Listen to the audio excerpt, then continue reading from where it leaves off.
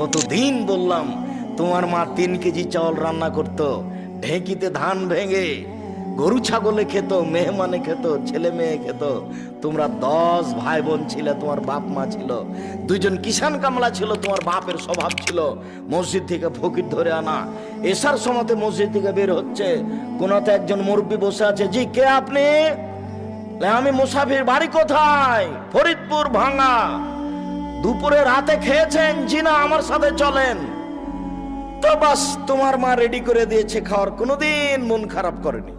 এখন জুদা হয়ে আছো, বউ নিয়ে 150 চাউল রান্না করেছো। তখন মুসাফির নিয়ে বাড়ি গেছো বাপের স্বভাবে, তখন বউ ঝাঁকে, বুঝো না তুমি 150 চাউল রান্না করেছো? মশলায় তোমার মেহমান নিয়ে চলে এসেছো, মেহমান বাইরে খাওয়াই নিয়ে আসতে পারোনি। এখন পরের দিন তুমি দেখতে পাচ্ছ ওই যে একটা লোক বসে আছে, চুপচাপ চলে যাচ্ছ, কিছু বলতে পারো না। ধাক্কা খেয়েছো কালকে যে।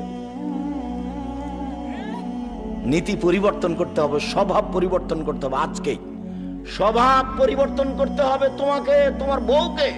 আমি তোমার বউকে তালাক দিতে বলিনি, তবে যদি স্বভাব পরিবর্তন না করে বউ তালাক দিতে হবে, এ কথাই ঠিক।